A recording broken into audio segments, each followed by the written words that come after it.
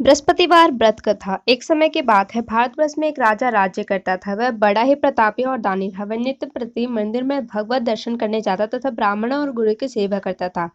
उसके दरवाजे से कोई भी निराश होकर नहीं लौटता तथा वह प्रत्येक गुरुवार को व्रत रखता एवं पूजन करता था। हर दिन गरीबों की सहायता करता था, परंतु ये सब बातें उसकी रानी को अच्छी नहीं लगती थी। वह ना व्रत करती, ना किसी को एक दमड़ी तक दान देती तथा राजा से भी ऐसा करने से मना किया करती थी। एक समय की बात है, राजा शिकार खेलने वन को गए थे। महल में रानी और दासियां थी। उस समय गुरु बृहस्पति देव एक साधु का रूप धारण कर राजा के दरवाजे पर भिक्षा मांगने आए तथा भिक्षा मांगी तो रानी कहने लगी, हे साधु महाराज, मैं इस दान पुण्य से तंग आ गई। मेरे से तो घर का कार्य समाप्त ही नहीं होता। इस कार्य के लिए मेरे पतिदेव ही बहुत है। आप इस प्रकार की कृपा करें कि सब धन नष्ट हो जाए तथा मैं आराम से रह सकूं। साधु बोले, हे देवी, तुम तो बड़ी विचित्र हो। संतान और धन से कोई दुखी नहीं होता, इसको सभी चाहते हैं। पापी भी पुत्र और धन की इच्छा करता है।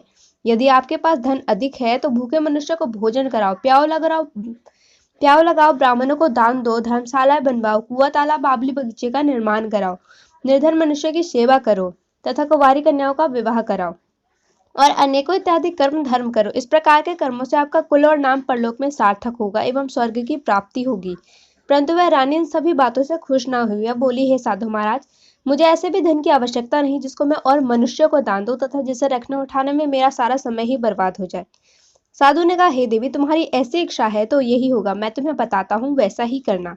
बृहस्पतिवार के दिन गोबर से घर को लीपना, अपने केशों को धोना, केशों को धोते समय स्नान करना, राजा से कहना वह हजामत करवाए, भोजन के समय मांस मदिरा खाना, कपड़ा धोबी के यहाँ धुलने डालना। इस प्रकार 7 बृहस्पतिवार करने से तुम्हारा समस्त धन नष्ट हो जाएगा। ऐसा कहकर वह साधु महाराज वहां से अंतर ध्यान हो गए। रानी ने साधु के कहने अनुसार वैसा ही किया। 3 बृहस्पतिवार बीते थे कि उनका समस्त धन संपत्ति नष्ट हो गया। अब दोनों समय तरसने लगे, सांसारिक भोगों से दुखी होकर रहने लगे। तब राजा रानी से कहने लगा, हे रानी, तुम यहाँ पर रहो, मैं दूसरे देश को जाऊं, क्योंकि यहाँ पर मुझे सभी मनुष्य जानते हैं, इसलिए मैं कोई कार्य भी नहीं कर सकता। देश चोरी परदेश भीख के बराबर है। ऐसा कहकर राजा प्रदेश चला गया। वह जंगल से जाता, लकड़ी बीन कर लाता और उसे किसी शहर में बेचकर अपने दुखी जीवन को बड़ी कठिनता से व्यतीत करता। इधर राजा के घर रानी और दासियां रहने लगी। किसी दिन भोजन मिलता तो किसी दिन जल पीकर ही रह जाती। एक समय रानी और दासी को 7 रोज बिना भोजन के व्यतीत हो गया तो रानी ने अपनी दासी से कहा, हे दासी, यहाँ पास के नगर में मेरी बड़ी बहन रहती है। वो बड़ी ही धनवान है। तो उसके पास जा और वहां से 5 सेर बेजर मांग ला, जिससे कुछ समय के लिए गुजर हो जाएगा। इस प्रकार रानी की आज्ञा मानकर दासी उसकी बहन के घर चल दी। रानी की बहन उस समय पूजन कर रही थी, क्योंकि उस रोज बृहस्पतिवार था। जब दासी ने रानी की बहन को देखा तो उससे बोली, हे बहन रानी, मुझे तुम्हारी बहन ने भेजा है, मेरे लिए 5 सेर बेजर दे दो। इस प्रकार दासी ने अनेकों बार कहा, परंतु रानी ने कुछ भी उत्तर नहीं दिया, क्योंकि वह उस समय बृहस्पतिवार की व्रत कथा सुन रही थी। इस प्रकार जब बांदी को किसी भी बात का उत्तर नहीं मिला तो वह बहुत दुखी हुई एवं क्रोध भी आया और लौटकर अपने गांव रानी के पास आकर बोली, हे रानी, तुम्हारी बहन बड़ी ही आदमीन है। वह छोटे मनुष्य से बात नहीं करती, इसलिए जब मैंने उनसे कहा तो उन्होंने कुछ उत्तर नहीं दिया। मैं वापस चली आई। रानी बोली, हे दासी, इसमें उसका कोई दोष नहीं। जब बुरे दिन आते हैं तब कोई भी सहारा नहीं देता। अच्छे बुरे का पता विपत्ति में ही लगता है। जो ईश्वर की इच्छा होगी वही होगा। यह सब हमारे भाग्य का दोष है। इधर उस रानी ने देखा कि मेरी बहन की दासी आई थी, परंतु मैं उससे नहीं, इसलिए वह बहुत दुखी हुई होगी।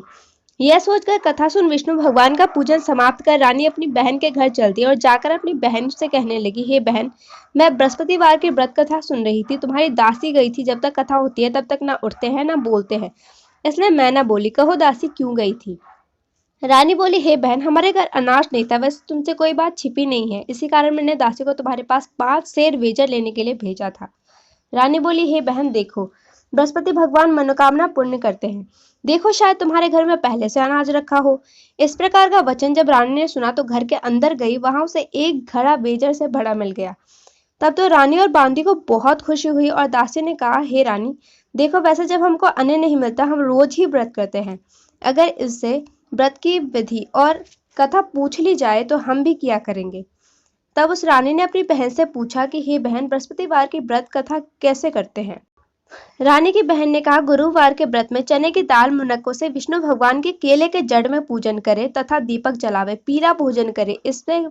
इस प्रकार करने से गुरु भगवान प्रसन्न होते हैं, अन्नपुत्र धन देते हैं, मनोकामना पूर्ण करते हैं। इस प्रकार रानी और बांदी दोनों ने निश्चय किया कि 7 रोज के बाद बृहस्पति भगवान का पूजन जरूर करेंगे। 7 रोज के बाद बृहस्पतिवार आया। उन्होंने व्रत रखा, घुड़साल में जाकर चना गुरादी बीन लाई, उसी दाल से केले के जड़ में विष्णु भगवान का पूजन किया। अब पीला भोजन कहाँ से आवे, बेचारी बड़ी दुखी हुई, परंतु उन्होंने व्रत किया था, इसी कारण गुरु भगवान प्रसन्न थे। वे 2 थालों में सुंदर पीला भोजन लेकर आए और दासी को देकर बोले, ये तुम्हारे और रानी के लिए। दासी भोजन पाकर बड़ी प्रसन्न हुई और रानी से बोली, चलो रानी जी भोजन कर लो। रानी को इस विषय में कुछ भी पता नहीं था, जब इसलिए वह दासी से बोली, तू भोजन कर, क्योंकि तू हमारी व्यर्थ में हंसी उड़ाती है। दासी बोली, एक महात्मा हमको भोजन दे गया है। रानी कहने लगी, वह भोजन तेरे लिए दी गया है, तू ही भोजन कर। दासी ने कहा, वह महात्मा हम दोनों के लिए 2 थालों में भोजन दे गया, इसलिए हम और आप दोनों साथ साथ भोजन करेंगी। इस प्रकार रानी और बांदी दोनों ने गुरु भगवान को नमस्कार कर भोजन प्रारंभ किया। वे प्रत्येक बृहस्पतिवार को गुरु भगवान का व्रत व विष्णु भगवान का पूजन करने लगी। बृहस्पति भगवान की कृपा से फिर रानी और दासी के पास धन अधिक हो गया, तो रानी उसी प्रकार आलस्य करने लगी। तब दासी बोली, देखो रानी, तुम्हें पहले भी इसी प्रकार आलस्य करती थी, तुम्हें धन को रखने उठाने में कष्ट होता था, इसी कारण सभी धन नष्ट हो गया। अब गुरु भगवान की कृपा से धन मिला है, तो तुम इसी प्रकार आलस्य करती हो। बड़ी मुसीबतों के बाद हमने धन पाया, इसलिए हमें दान पुण्य करना चाहिए। भूखे मनुष्य को भोजन कराओ, प्याऊ लगाओ, ब्राह्मणों को दान दो, कुआं तालाब बावली बगीचे का निर्माण कराओ, मंदिर पाठशाला बनवाकर दान दो, कुंवारी कन्याओं का विवाह कराओ, इसमें पीतर भी प्रसन्न होंगे। तब रानी ने इस प्रकार के कर्म करने प्रारंभ किए, काफी यश फैलने लगा। एक दिन रानी और बांदी दोनों विचार करने लगे कि ना जाने राजा किस प्रकार से होंगे, उनकी कोई खबर भी नहीं।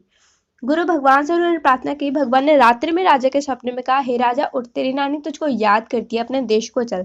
राजा प्रातःकाल जगा और विचार करने लगा कि स्त्री जाति खाने और पहनने की संगनी होती है, पर भगवान की आज्ञा मानकर वह अपने नगर को चलने को तैयार हुआ। इसके पूर्व जब राजा प्रदेश चला गया तो वह प्रतिदिन जंगल में से लकड़ी बीन कर लाता, उन्हें शहर में बेचता, अपने दुखी जीवन को बड़ी कठिनता से व्यतीत करता था। एक दिन राजा अपनी पुरानी बातों को याद करने लगा। तब उस जंगल में से बृहस्पति देव एक साधु का रूप धारण कर आ गए और राजा के पास आकर बोले, हे लकड़हारे, तुम इस सुनसान जंगल में किस चिंता में बैठे हो, मुझको बतलाओ। यह सुनकर राजा के नेत्रों में जल भर आया। साधु की वंदना कर बोला, हे प्रभु, आप सब कुछ जानने वाले हो। इतना कहकर साधु को अपनी संपूर्ण कहानी बतला दी। महात्मा दयालु होते हैं। वह उनसे बोले, हे राजा, तुम्हारी स्त्री ने बृहस्पति देव का अपराध किया था, जिस कारण तुम्हारी यह दशा हुई। अब तुम किसी प्रकार की चिंता मत करो, भगवान तुम्हें पहले से अधिक धन देगा। तुम्हारी स्त्री ने गुरु भगवान का व्रत करना भी प्रारंभ कर दिया है। अब तुम मेरा कहा मानकर बृहस्पतिवार का व्रत करके चने की दाल गुड़ जल को लोटे में डालकर केले का पूजन करो, फिर कथा कहो और सुनो। भगवान तेरी सभी मनोकामनाएं पूर्ण करेगा। साधु को प्रश्न देकर राजा बोला, हे प्रभु, मुझे लकड़ी बेचकर इतना पैसा नहीं मिलता जिससे मैं भोजन के उपरांत कुछ बचा सकूं। मैंने रात्रि में अपनी रानी को व्याकुल देखा है। मेरे पास ऐसा कुछ भी नहीं जिससे मैं खबर भी मंगा सकूं, और फिर मैं कौन सी कहानी कहूँ ये मुझको मालूम नहीं। साधु ने कहा, हे राजा, तुम किसी बात की चिंता मत करो। बृहस्पतिवार के दिन रोजाना की तरह तुम लकड़ियां लेकर शहर को जाओगे, तुम्हें रोज से 2 गुना धन प्राप्त होगा, जिसमें तुम भली भांति भोजन कर लोगे और बृहस्पति देव की पूजा का सामान भी आ जाएगा। बृहस्पतिवार की कहानी निम्न प्रकार से है।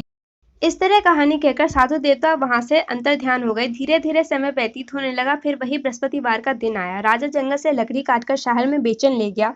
उसे अन्य दिनों से अधिक पैसा मिला। राजा ने चना गुड़ आदि लाकर गुरुवार का व्रत किया। उस दिन उसके सभी कलेश दूर हुए, परंतु जब दोबारा गुरुवार आया तो बृहस्पतिवार का व्रत करना भूल गया। इस कारण बृहस्पति भगवान नाराज हो गए। उस दिन उस नगर के राजा ने विशाल यज्ञ का आयोजन किया था तथा शहर में घोषणा करवा दी कि कोई भी मनुष्य न भोजन बनावे न आग जलावे, समस्त नागरिक मेरे यहाँ भोजन करने आवे। इस तरह की आज्ञा का पालन जो न करेगा इसके लिए उसे फांसी की सजा दी जाएगी। इस तरह की घोषणा संपूर्ण नगर में करवा दी गई। राजा के आज्ञानुसार शहर के सभी लोग भोजन करने गए, लेकिन लकड़हारा नहीं पहुंचा। राजा के कर्मचारी उसे अपने साथ ले जाकर भोजन करा रहे थे कि रानी की दृष्टि उस खूंटी पर पड़ी जिन पर उनका हार लटका हुआ था। वह हार वहां ना दिखाई दिया तो रानी ने निश्चय किया कि मेरा हार इसी मनुष्य ने चुरा लिया है। उसी समय पुलिस को बुलवाकर उसको जेल खाने में डलवा दिया गया। इस प्रकार राजा जब जेल खाने में पड़ गया तो वो बहुत दुखी होकर विचार करने लगा कि ना जाने कौन से पूर्व जन्म के कर्म मेरे लिए दुख प्राप्त हुआ। उस समय उसी साधु को याद करने लगा जो जंगल में मिला था। उसी समय तत्काल बृहस्पति देव एक साधु का रूप धारण कर प्रकट हो गए और उसकी दशा देखकर कहने लगे, अरे मूर्ख, तूने बृहस्पति देवता की कथा नहीं कही जिस कारण तेरे लिए दुख प्राप्त हुआ। अब चिंता मत कर, बृहस्पतिवार के दिन जेल खाने के दरवाजे पर 4 पैसे मिलेंगे, उनसे तू बृहस्पति देवता की पूजन करना, तेरे सभी कष्ट दूर हो जाएंगे। बृहस्पतिवार के रोज उसे 4 पैसे मिले। राजा ने कथा कही। उसी रात्रि में बृहस्पति देव ने उस राजा के स्वप्न में कहा, हे राजा, तुमने जिस आदमी को जेल खाने में बंद कर दिया है वह निर्दोष है, वह राजा है, उसे छोड़ देना। रानी का हार उसी खुंटी पर लटका, अगर तू ऐसा नहीं करेगा तो इसके लिए मैं तेरे राज्य को नष्ट कर दूंगा। इस तरह रात्रि के स्वप्न को देखकर राजा प्रातःकाल उठा और खुंटी पर हार देकर लकड़हार से क्षमा मांगी तथा राजा के योग्य सुंदर वस्त्र आभूषण देकर विदा किया। गुरुदेव के आज्ञानुसार राजा अपने नगर को चल दिया। राजा जब नगर के निकट पहुंचा तो उसे बड़ा आश्चर्य हुआ। नगर में पहले से अधिक बाग, तालाब, कुएं तथा बहुत से धर्मशाला व मंदिर आदि बन गए थे। राजा ने पूछा, ये सब किसके बाग और धर्मशाला है? तब नगर के सभी लोग कहने लगे, रानी और बांदी के हैं। तो राजा को बड़ा आश्चर्य हुआ और गुस्सा भी आ गया। जब रानी ने खबर सुनी कि राजा आ रहे हैं तो उन्होंने अपनी बांदी से कहा, देख दासी, राजा हमको कितनी बुरी हालत में छोड़ गए थे, वह हमारी ऐसी हालात देखकर लौट ना जाए, इसलिए तू दरवाजे पर खड़ी हो जा। आज्ञा अनुसार दासी दरवाजे पर खड़ी हो गई। राजा जब आए तो उन्हें अपने साथ लिवा ले आई। तब राजा ने क्रोध करके अपनी तलवार निकाली और पूछने लगे, यह बताओ, यह सब धन तुम्हें कैसे प्राप्त हुआ? तब रानी ने कहा, हम यह सब धन हमें बृहस्पति देव के प्रभाव से प्राप्त हुआ। राजा ने निश्चय किया कि 7 रोज के बाद तो सभी बृहस्पति देवता का पूजन करते हैं, परंतु मैं रोजाना दिन में 3 बार कहानी कहा करूंगा तथा व्रत किया करूंगा। अब हर समय राजा के दुपट्टे में चने की दाल बंधी रहती थी। वह दिन में 3 बार कहानी कहता।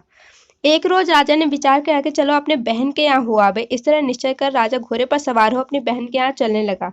मार्ग में उसने देखा कुछ आदमी मुर्दों को लिए जा रहे हैं तो उन्हें रोककर कहने लगे, अरे भाइयों, मेरी बृहस्पतिवार की कहानी सुन लो। वे बोले, लो, हमारा तो आदमी मर गया, इसको कथा को परी है। परंतु कुछ आदमी बोले, अच्छा कहो, हम तुम्हारी कथा सुनेंगे। राजा ने कथा करनी शुरू की। जैसे ही कथा आधी हुई, मुर्दा हिलने लगा। जब कथा समाप्त हो गई तो राम राम कह के मनुष्य खड़ा हो गया। आगे मार्ग में उसे एक किसान खेत में हल चलाता हुआ मिला।